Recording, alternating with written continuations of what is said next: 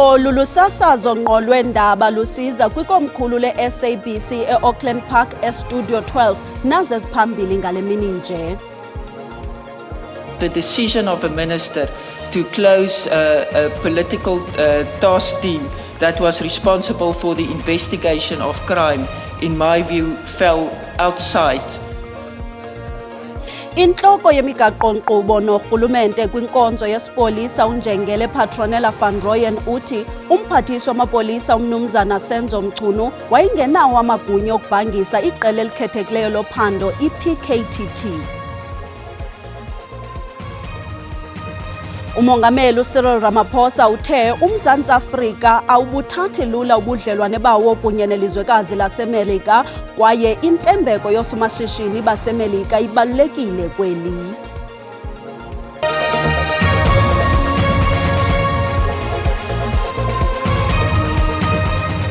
Ndizibulisele kuni Mzontsundu, ndibolekeni indlebe xa ndiniphakela kuvimba wethu wale mini nje. Intloko yemigaqo-nkqubo norhulumente kwinkonzo yesipolisa uNjengele Petronella van Rooyen uthi umphathiswa wamapolisa uSenzo Mchunu wayengenawo amagunya okubhangisa iqela elikhethekileyo lophando i-PKTT. uNjengele uthi umsebenzi we-PKTT ugxile kwinkqubo zophando zangaphakathi esipoliseni, koko umphathiswa akananto yakwenza nenkqubo zophando ne-PKTT phakathi kwinkonzo yesipolisa. Usihlalo wekomishoni uJaji Mbuyiseli Madlanga umbuze ncakasana uNjengele van Rooyen ukuba umyalelo wokuchitha iPKTT wawusemagunyeni kamphathiswa wamapolisa mnumzana Senzo Mchunu kusinina. Was the instruction a direction or not, and why not? Chair, clearly it was an instruction by the minister. It also contained the word, I believe repeatedly, direct. The question is, was it a lawful instruction or direction, in the sense, did the minister have the power to direct or command the closure of a task team that was investigating crimes? And in my view, he did not have that authority. uNjengele utyatyadule wathi umphathiswa uMchunu wangena emhlabeni ongengowakhe ukuyalela ubhangiso lwe-PKTT ephantsi kwamagunya kamkomishinala kazwelonke. It relates to the operations, investigating cases and the operations of the police. In other words, the execution of the police's mandate in terms of Section 205(3). If we say the National Commissioner is responsible to manage and control the police service, that must be linked to manage and control the police service in the execution of its constitutional mandate. And the decision of a minister to close a political task team that was responsible for the investigation of crime, in my view, fell outside the mandate or authority of the minister. uVan Rooyen lingqina lesithathu ukunika ubungqina kwikomishoni kaMadlanga yophando ngolwaphulomthetho olwenzeka kumagunya olawulo ngakumbi esipoliseni nakwinkqubo yezobulungisa. Usakhoba kambe nokondlala inkqubo kwanomthetho olawulo ngaphakathi kwinkonzo yesipolisa phambi kwekomishoni. Obebhala kwindaba ze-SABC, ndinguNdimphiwe Gift Nongqotho, ndiseRhawutini. Abahlali base-Humansdorp eMpuma Koloni bathi ukubulawa komfundo neminyaka eli-18 ubudala esikolweni kothuse uninzi. Amalungu asekuhlaleni bedibene ngaphandle kwenkundla kamantyi yase-Humansdorp apho bekuvele abatyholwa ababini kwabathandathu. Lo mfundi uye wahlatywa ngokungenalusini kumasango esikolo kuxambuliswano lwabafundi ngentsasa yangoLwesibini. Kuzanyiwe ukuba vuselelwe umfundi kodwa wohluleka kwindawo yexhwayelo. Abanye abarhanelwa bane baza kuvela kwinkundla yabantwana. Lo gama ityala labo babini abadala liye lahlehliselwa umhla wesibini ku-Okthobha. uAnda Ngqonji ulandela eli nqaku. Sime phambi kwenkundla kamantyi yase-Humansdorp nalapho abarhanelwa ababini ngokuphethelene nokubulawa kukaLuyolo bethe bavela ithutyana apha phambi kwale nkundla. Aba barhanelwa aba batyholwa ngokuhlaba ze babulale uLuyolo phakathi esikolweni, nalapho ke kuthiwa kuthe kwakhona udushe oluye lwavuka ithutyana olo ke lithe lakhokhelela koku. Bavelile ke phambi kwenkundla kamantyi besitsho into yoba bazimisele ukufaka isicelo sebheyile, nto leyo engathi iviwe ngomhla wesibini kule nyanga izayo. Kodwa ndime nesihlobo sakhe apha ecaleni kwam ukusixelela abanzi ngokuba uLuyolo lona ibengumntu onjani kwaye uziva njani ngesi siganeko. Mandibulele Yonela Williams. Molo mama. Khawuqala usicacisele kuqala, ubuthetha nathi nje phambi kokuba sithethe nawe ngoku usitsho into yoba intliziyo yakho lihlwili emveni kokuba uve ngokusweleka kaLuyolo. Hala ngoku ndinqena ukhala phaa ekhamera kodwa into endizayithetha uNantsika umhlobo wam, cousin wam Luyolo eshiyileyo kumba ufuna uyenza umama wakhe proud, ufuna ugqiba ufuna yenza umama wakhe proud. Utsho ngomvulo, then ngolwesibini ngo-8 8:15 abeshiya umhlobo wethu. Njengoba like silapha sisonke usibona sisesikolo sophukile masilahlekele, and akekho umfana befana noLuyolo, akekho umuntu ozothatha indawo kaLuyolo. And Luyolo namkhumbula grade 9 besiza yonke into sobayithu. Umna beningana transport inantsiko 2022 bengana transport esikolweni, yena bene transport but bekwazi uyondithatha kusasa sami soyi-2 phuma ke isikolo sami soyi-2 esikolweni xa ngena lunch andithela i-chips yonke lana. But ngoku akekho uthi umama ndiyanza thina and ushiye sephukile ehostel. Yonela, ingaba zivamile iziganeko ezilolu hlobo kwisikolo sakho kwaye ungathi ibiyintoni kanye wona nobangela woku? Akoqala iyenzeka lena, ngokuqala ngoba uyakhumbula ngale nyanga siqala ufika ngayo sigaleka e-high school kwakuyenzeka izinto ezimbi zingekho safe. Then ngoku the more iminyaka ihamba more izinto ezingathi zatshintsha. Unyaka pheleyo bekenzeka izinto but besikazoyanga nje soboye imfundo. Thethe ndiqale konyaka kuye kwahlatywa umhlobo wethu iclassmate yami ukamva ngezinye ichapters zesivista, naye behamba noLuyolo besi-close sonke bahlatywa ukamva. After loo nto thina safuna uphakama ezitsho zikaLuyolo kakamva, safuna uphakama kwathiwa masiyeke lana. La chap lo mhlabileyo kamva kangabanjwe trojiwe i-charges, uyekile ufunda apha esikolweni, ufunda ke sikolo umama kufundisa kuzo apha eJB Comprehensive. Uyatsho into yoba ayikokuqala isiganeko esilolu hlobo sisenzeka, isitsho ke into yoba yona nkxalabo yabo khe into yoba ukuqala kwaso isiganeko esilolu hlobo sisenzeka zange sithathelwe ingqalelo, nto leyo engathi ke idale uba oku kuqhubeka. Kodwa ngoku mandisiphosele kuni intambo. Uguquko lwemozulu kunye nezakhiwo zophuhliso eziwohlokayo zibalwe njengezinye zezizathu zentlekele kuluntu. Injongo zokunciphisa umonakalo ziquka ukufumana abatyali-zimali, ukufundisa abantu ngotshintsho lwemozulu kunye nokuqinisekisa ukuba oomasipala banazo izixhobo zokumelana nentlekele kwixesha elizayo. Oku kuthethwe kwinkomfa yeSalga eMthatha eMpuma Koloni. uNomzwanele Mngoma ulandela eli nqaku. Mandibulise kule ngqungquthela ke entsukumbini kulindeleke into yoba kuxoxwe ngomba wokuguquguquka kwemozulu nanto neyinto ke leyo ethwaxa kakhulu abantu, ingakumbi abantu abakwindawo ezisemaphandleni. Kubuyokhumbula into yokuba aba bantu kukhona izakhiwo ezingekho semgangathweni eziye zibachaphazele, ezenza into yokuba ke ngoku nokungabikho kwe-information kwindawo abakuzo eye ibenze into yoba babe ngamaxhoba kakhulu kwimo yoguquguquka kwelizwe, kuba abaye bayifumane babe nolwazi okanye baxhobiswe kangangoko. Kodwa ke sinaye usihlalo weSalga uMr Mesulu Ngqundwana nozoyinabisa banzi imeko yale ngqungquthela. Masikwamkele kwe-SABC. Khawusichazele kuqala ngokubaluleka kokuba nibe nazo ingqungquthela ezikumila kunje. Sikhwebele ngqungquthela entsukumbini qala namhlanje. Sakhweba omasipala abalapha kwiphondo leMpuma Koloni, sakhweba namanye amaqumrhu esinokusebenzisana nawo kule meko yoguquguquko lwemozulu.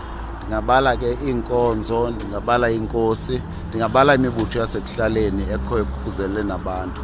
Into ebalulekileyo kukokuba sibe ngqondonye kwindlela esibona ngayo okokuba le nto ikuguquguquka kwemozulu intoni na, sikwazi ukubona ngasonye kananjalo okokuba zintoni ekufanele into yoba sibe sityala neemali zethu singomasipala kuzo, ukuqinisekisa okokuba xa kufika izihelegu ezifana nesi besike safika apha eMthatha nalapha eWOR Tambo nase-Amathole, siqiniseke okokuba umasipala bethu zifika bekwazi ukumelana nazo. Kukhona abantu nilapha nisedolophini khange le i-floods zithwaxe abantu abasezidolophini kuphela, kodwa ngawaphi amanye amanyathelo eniwenzayo ukuzama into yokuba naba bantu basezilalini ezinqunquthela zingafikiyo kubo bayalifumana ulwazi ingakumbi ngale nto okanye ukufundiswa ngakumbi ngokuguquguquka kwemozulu, ngoba ezinye amanye amajelo ayazama kangangoko ukhupha izixwayiso, kodwa abantu babe benge-understand incakasana into yokuba xa kuthethwa ngo-yellow level 2 kuthethwa ngantoni. So ingaba akhona amaphulo eninawo ukuzama ke ngoku ukubafundisa abantu ngayo yona le nto yoguquguquka kwemozulu?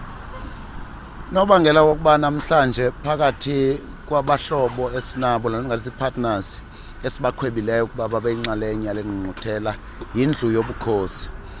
Nobangela uba siqinisekise uba indlu yobukhosi iyachaphazeleka into yokuba sazi kakuhle okokuba yiyo ekwazi ukufikelela kuzo zonke iindawo ezisemaphandleni nasemakhaya.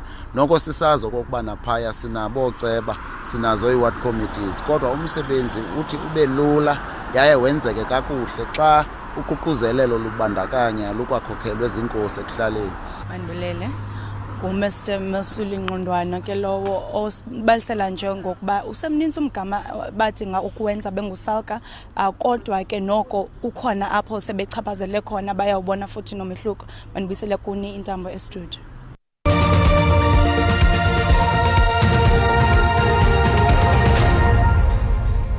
Sinamkele xa sihlabela mgama. Umongameli uCyril Ramaphosa uthe uMzantsi Afrika ubuthathi lula ubudlelwane bawo kunye nelizwekazi laseMelika, kwaye intembeko yosomashishini baseMelika ibalulekile kweli. Oku kuthethe eseNew York kwingxoxo yezorhwebo notyalo-zimali emva kwentlanganiso namashishini amakhulu afana neAmazon, Google neCisco. Ngoku sele isisithethe ukuba rhoqo ngonyaka xa umongameli etyelela indibano yezizwe ezimanyeneyo abekele bucala usuku lokudibana noosomashishini ngenjongo zokuxoxisana ngorhwebo nelizwe laseMelika. We've been engaged in these constructive engagements over some time, and we now are entering into the more serious and constructive type of negotiations, as Minister Tau has said, where there's the exchange of text and hoping that it will all culminate in an agreement. Umongameli uchaze ukuba injongo zale ndibano ibikuqinisa nokwandisa urhwebo, ukugcina osomashishini nokuqinisekisa ukuba abathengi kunye nabasebenzi kulamazwe omabini bayaxhamla kobo budlelwane.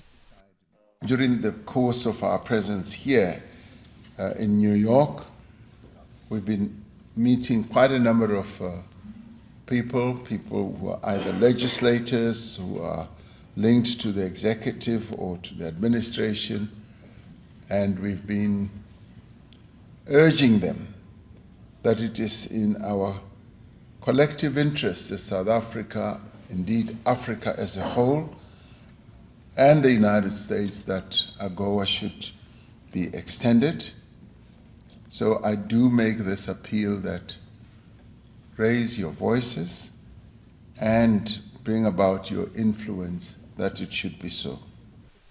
Umongameli weziko loshishino walamazwe mabini uthe ubudlelwane boqoqosho phakathi kweMelika noMzantsi Afrika bubaluleke kakhulu. As top trading partners with more than $26 billion in trade and goods and services just last year, I think we can all agree this is a vital relationship that merits dedicated attention. Abanye nabo bathethe benethemba. South Africa remains investable. Just not long ago, Walmart announced that before the end of this year, we'll be seeing fully branded Walmart stores being opened in South Africa. As a former chairman of Massmart Walmart myself, I'm very excited because this is good news for South Africa. Obeyinxalenye yalomsitho umxolisi Mgojo nongusihlalo webhunga lezoshishino laseMzantsi Afrika uthe nangona urhulumente ngamanye amaxesha enokungaboni ngasonye amashishini kufuneka aqhubeke nokwakha intembeko aqinise unxibelelwano adale namathuba emisebenzi.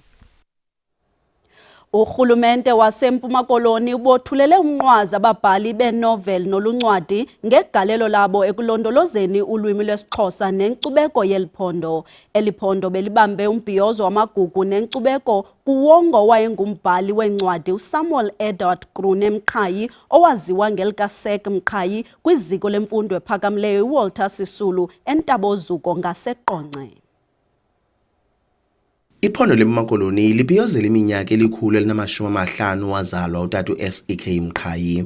Umsebenzi wakhe ukhanganywe njengonegalelo elikhulu ekugcineni ulwimi lwesiXhosa kulutsha, ukugcina uncwadi kwesiXhosa nokuzenzisa ukubaluleka kokusebenzisa olu lwimi. Urhulumente wephondo ubongoza ababhali beencwadi ukuba bagcine ulwimi lwesiXhosa ngokubhala. Ukuba ungafunda kwincwadi zonke zikaMqhayi ezikhoyo uyayiveza imbali yethu. Zininzi ke incwadi zakhe ezidumileyo. Yiloo nto ke sikhuthaza abantwana uba bafunde.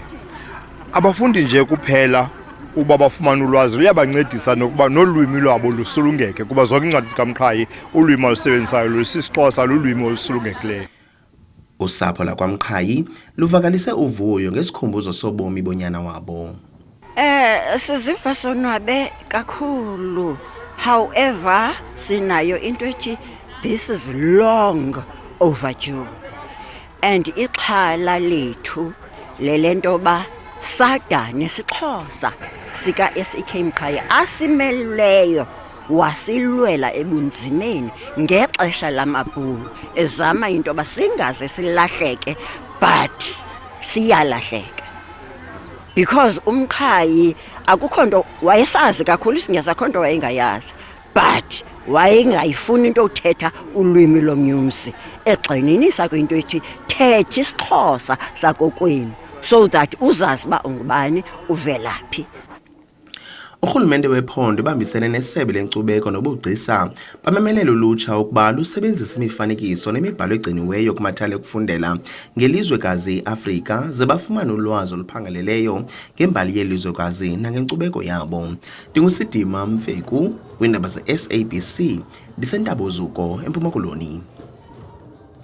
Ukanti njengesiqhelo ngelixesha sinayo intatheli yethu yezobuchwephesha esisakuyingcambazisa ngezamaqonga onxibelelwano. Sandile masikwamkele sibulele nangexesha lakho. Khasoso sixelela ke into eyenzekayo kumakhasi ezonxibelelwano ngoku. Uzawuyazi ukuthi Lisa into ekuthiwa i-commission kwelizwe loMzantsi Afrika ayonto intsha ayiqala ukwenzeka. Abantu ke ku-social media bathi ayikho into ezawuphinda ibothuse ezawuthethwa okanye ezawuvela kule commission kaMadlanga. Into ebaxhalabisayo kukuba kuza kwenzeka ntoni ebantwini ekuzawuthi bafunyaniswe benetyala kule nto bayitshoyo bathi ke bazibonile ii-commissions ezingaphambili ukuthi azinawo amazinyo. Yile nkxalabo yabo ukuthi inawo na amazinyo le i-commission kaMadlala. Uzakhumbula ke ukuthi istory sikaHelen Zille after ethe watyunjwa liqela lakhe njengomnye ozawumela okanye ozawuba yikhansile ye-DA kumasipala waseGauteng uye waba nodlelwano ndlebe ke noAnele. Izinto abaziphakamisayo abantu kakhulu kukuba okokuqala nje uHelen Zille mdala kakhulu. Into abambuza yona ukuthi kutheni lento anganiki ezinye ii-candidates kula party yakhe ukwenzela ukuthi noko kubonakala ukuthi abantu abatsha babalekile ngakumbi abo babhinqileyo. Okwesibini abantu bathetha ngokuthi ke uzawuba representa njani abantu abamnyama kulo masipala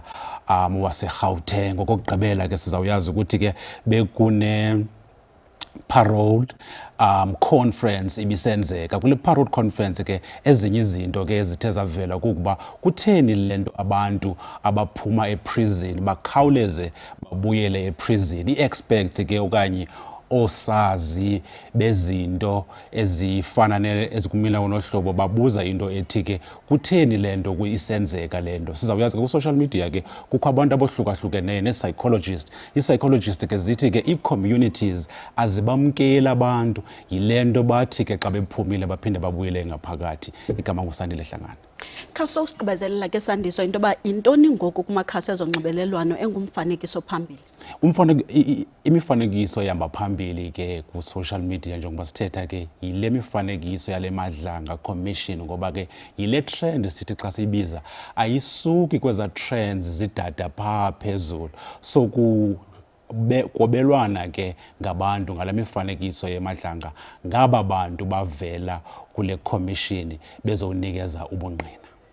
Intoni mhlambe onokuthi abantu mabayiqaphele kwakho kulamaqonga ezonxibelelwano? Into ebalulekileyo kumaqonga ezonxibelelwano yilento sithi ke kukusherisha no like izinto. Uba mna umzekelo kukho into endiyibhalayo ngesilungu ndiyibiza ngoba yi-opinion yam okanye zezimvo zam, kuyingozi ukuthi wena ungulisa ulike izimvo zam ku social media okanye ushare izimvo zam ngoba umthetho uthi xa wenza ngolo hlobo uyangqinelana nalento ndiyithethayo. Uba ke izimvo zam zithe zalimaza uluntu okanye i-community ethile, nawe ke mntu ubulayikile okanye ubusherile uyabandakanyeka. So masiqaphele ke ukuthi singazisheri okanye singazilike izinto ezibhalwa ngabantu ku social media.